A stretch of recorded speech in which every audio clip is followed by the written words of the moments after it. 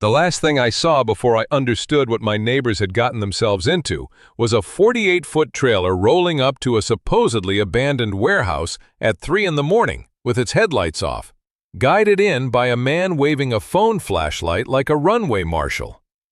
I was watching through a 2-inch gap in my bedroom blinds in the dark because in my subdivision, keeping your lights on after midnight had somehow become a finable offense. 6 weeks earlier, that fine had seemed like the pettiest thing that had ever happened to me.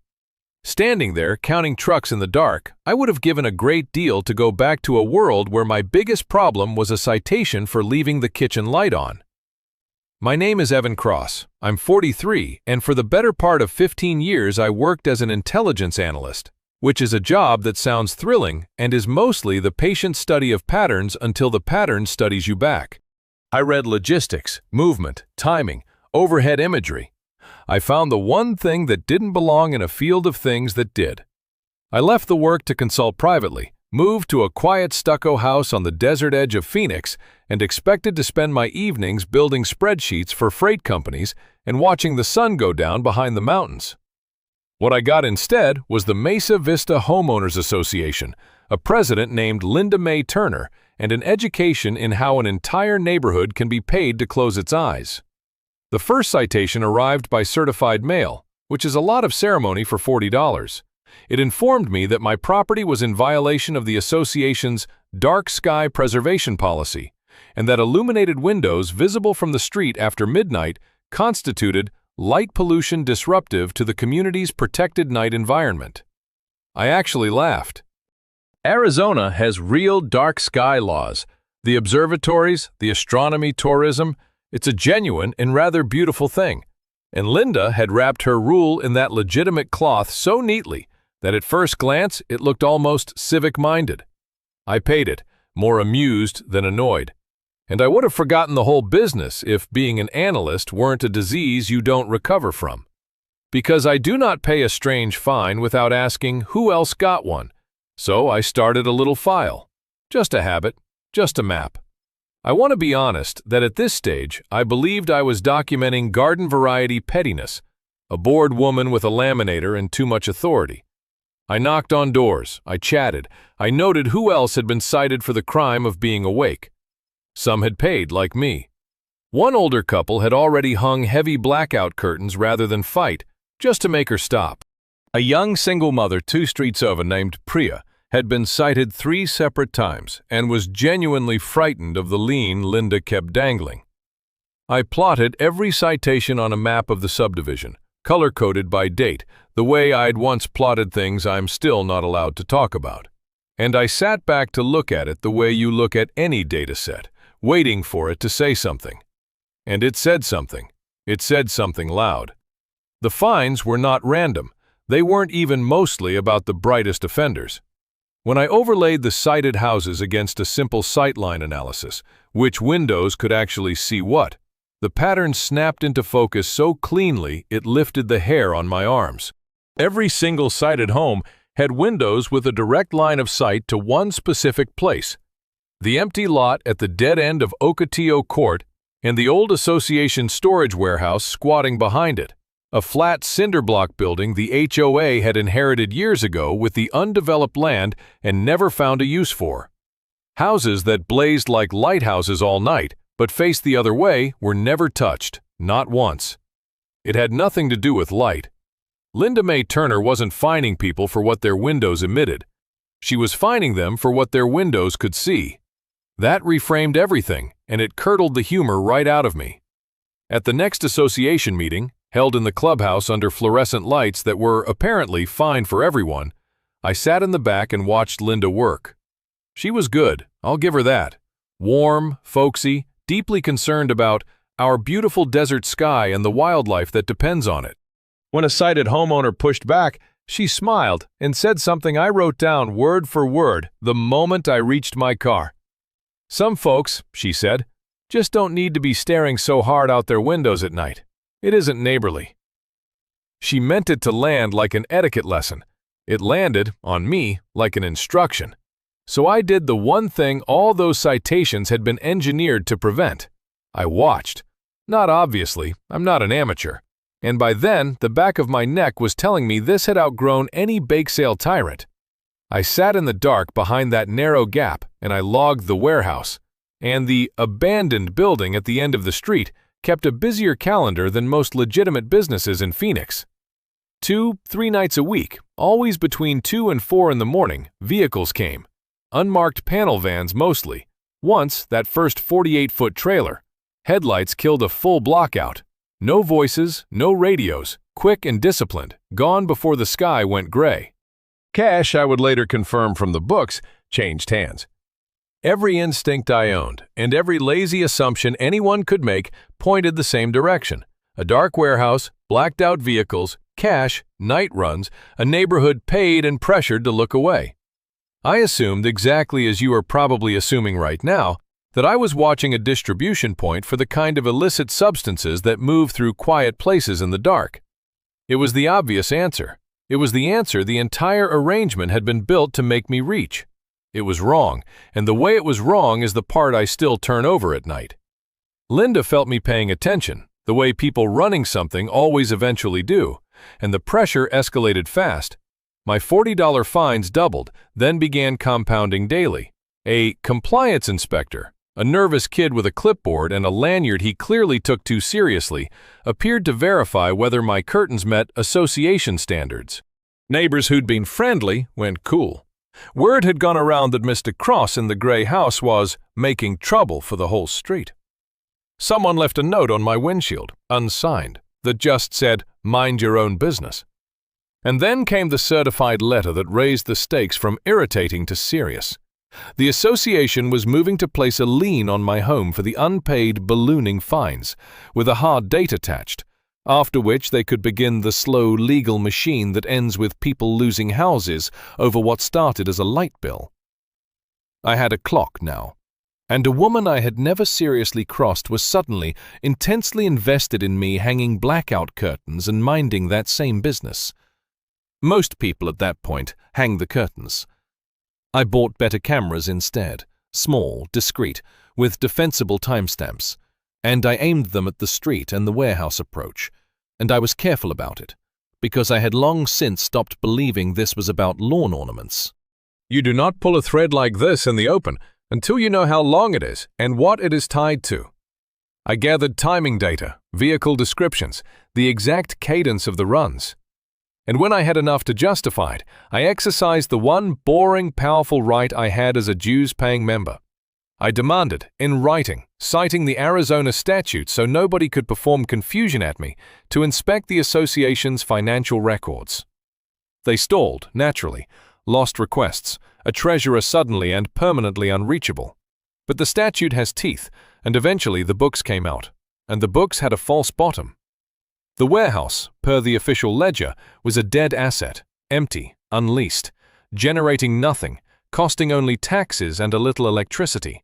And yet the association's cash accounts showed a steady, unexplained inflow, regular deposits of currency that no due structure or holiday bake sale could ever produce, entered under vague headings, reconciled by no one who'd signed their name to it. Mesa Vista was quietly, chronically broke on paper and quietly, reliably flush in actual cash. Somebody was paying this association a great deal of money, and the only product the association had to sell was a dark, blind, incurious neighborhood. That was the second turn, and it rearranged the whole board in my head. Linda wasn't the boss of whatever moved through that warehouse. She was a vendor. What she sold was our eyes. The warehouse operation wasn't the HOAs at all. Someone from outside was using it and paying the board to keep the surrounding houses dark and silent and pointed the other way. Which meant I still did not actually know what was inside that building. And here is where the years of pattern work earned their keep and where the obvious answer finally died. I stopped watching the vehicles as vehicles and started reading them as logistics, which is a thing I cannot switch off any more than I can switch off my own pulse. The rhythm was wrong for what everyone assumes a place like that moves. The kind of contraband the whole setup implied travels light, fast, and small. It does not need a 48-foot refrigerated trailer, a two-man crew, and a pallet jack working a dock for 90 minutes at a stretch.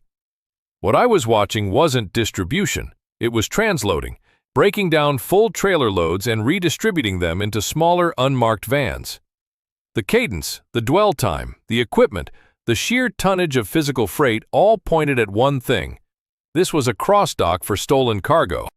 Hijacked long-haul trailers, high-value freight lifted off the interstate, electronics and pharmaceuticals, and whatever else moves profitably by the pallet, brought to a nowhere warehouse in a subdivision that had been paid to go blind, where the loads were broken apart and laundered back into the supply chain before anyone finished filing the theft report.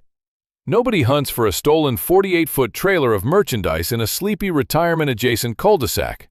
That was the genius of it. The blackout wasn't hiding a substance, it was hiding an entire logistics operation in plain sight, and the dark sky finds were nothing but the fence around it. The man who ran that operation, I would learn, had a name and a face, and I got both before the feds did, because patterns lead to people if you follow them long enough. Reviewing my own footage frame by frame, I kept seeing the same figure step out of a black crew cab pickup on the busiest nights, never lifting a box himself, always watching, checking a clipboard against the trailers, the unmistakable posture of a man supervising his own money. He arrived last and left first. I pulled the plate one night when he rolled through a pool of streetlight he'd misjudged, ran it as far as a civilian can, and put a name to him. A logistics company owner from 2 states over with a legitimate freight business on paper and, it would turn out, a very illegitimate one underneath it. The perfect cover, a real trucking operation to launder stolen loads back into. He wasn't a shadowy nobody. He was a businessman in a quarter zip who had simply decided that stealing freight paid better than moving it, and who had found, in a cash-strapped HOA run by a woman who liked being obeyed, the ideal blind spot to work from. And the second I understood the true scale, stolen freight flowing in from other states, an organized crew, a front company, cash laundered through a captured homeowners association, I understood something else just as clearly. This was not a job for the local sheriff, who at this remove could be compromised or spooked or simply outgunned. Interstate stolen cargo, organized theft, money moving across a conspiracy, that is federal ground. So I built the package the way I used to build packages for people who acted on them. The sightline map that explained the entire fine scheme at a single glance, the time-stamped vehicle logs and the footage, the association's impossible finances, the plate and the name, the transload analysis with the freight rhythms laid out like an EKG. Clean, sourced, damning. Then I found the one neighbor who had hung his blackout curtains not from fatigue, but from fear. An ex-trucker named Reuben, who had once tried to report the night traffic and been visited, quietly, by 2 men who suggested he forget what he'd seen. He'd kept his own dated notes ever since, out of pure stubbornness, waiting for someone to believe him. He handed them across his kitchen table, the way a man hands over something heavy he has carried too long. And I took all of it to the FBI. They did not move that night, or the next, and the waiting nearly killed me. Federal cases are built slowly, brick by careful brick. They surveilled, they corroborated, they traced the front company and the money for weeks while I sat on my hands and paid attention and pretended, for the benefit of anyone watching me, to have finally given up. And then, on a Tuesday, in the small hours, after all that patience, they moved all at once. I knew it was happening only because an agent had called that evening and told me, politely and without room for argument, to stay in the back of my house with the lights off and away from the windows, no matter what I heard. That whatever my curiosity wanted, the front of my home faced the wrong direction tonight. I obeyed most of it. I was in the back bedroom, well away from the glass, when the desert lit up like the sun had come back early. They came from 3 directions at once, and they came dark until the exact instant it mattered. And then every headlight and every light bar in the county seemed to ignite in a single heartbeat. Blue and red strobing off stucco walls, off the mountains, off my own ceiling 2 rooms away. Unmarked SUVs corked both ends of Ocotillo Court, which had precisely one way in and out, a dead end they had spent the night quietly pre-positioning around for exactly this reason. An armored vehicle put its bulk across the mouth of the warehouse. A helicopter I never heard approach dropped a hard white cone straight onto the loading dock, pinning the crew inside it like actors who'd wandered on stage under a spotlight. Loudspeaker voices, overlapping and absolute. "Federal agents, hands!" Most of the crew did the intelligent thing and folded onto the concrete with their fingers laced behind their heads. The driver of the 48-footer did not. He ran the truck. That enormous trailer heaved off the dock with the door still half up and cargo tumbling out the back, jackknifing toward the sealed mouth of the court.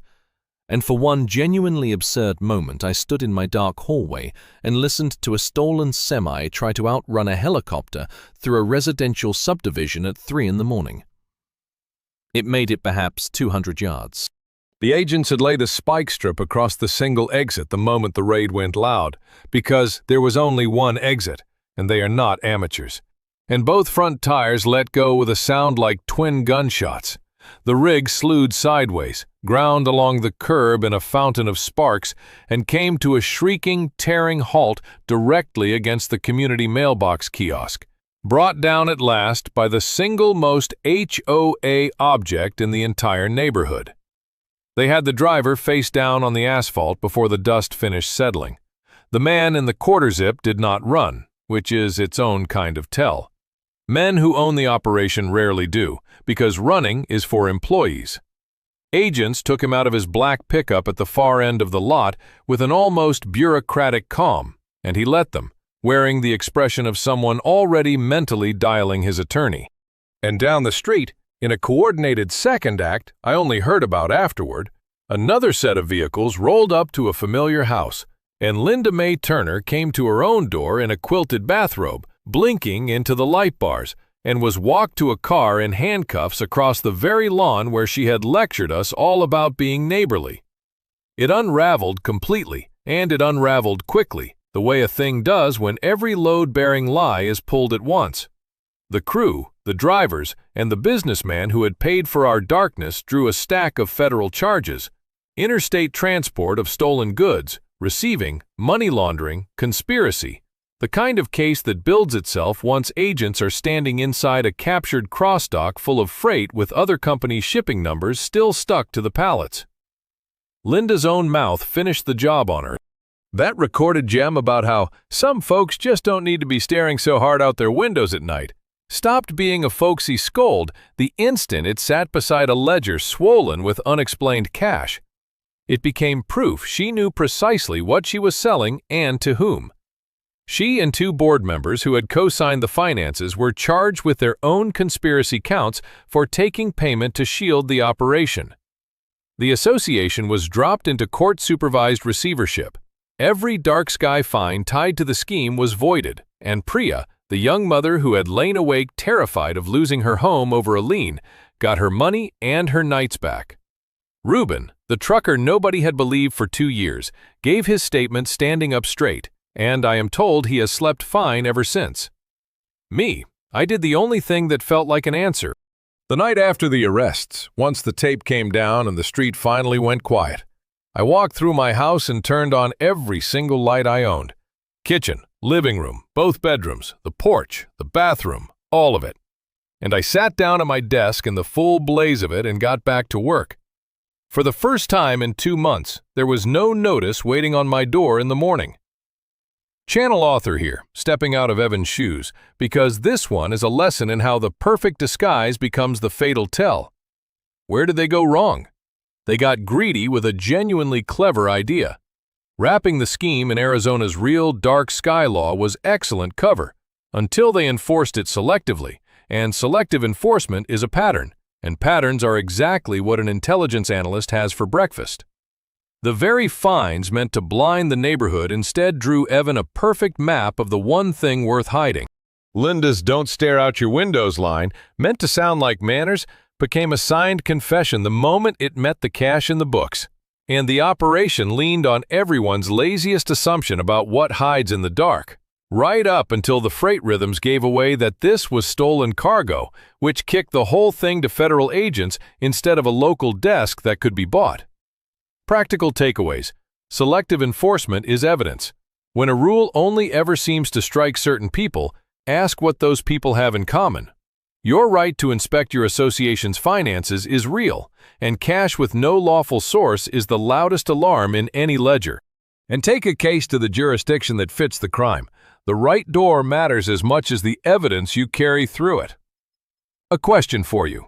If your HOA started fining you for something as strange as leaving your lights on, would you have paid up and hung the curtains like most of the street did? Or would you have made the map? Tell me below. I want to know how many of you would have looked harder at exactly the thing you were being told not to see.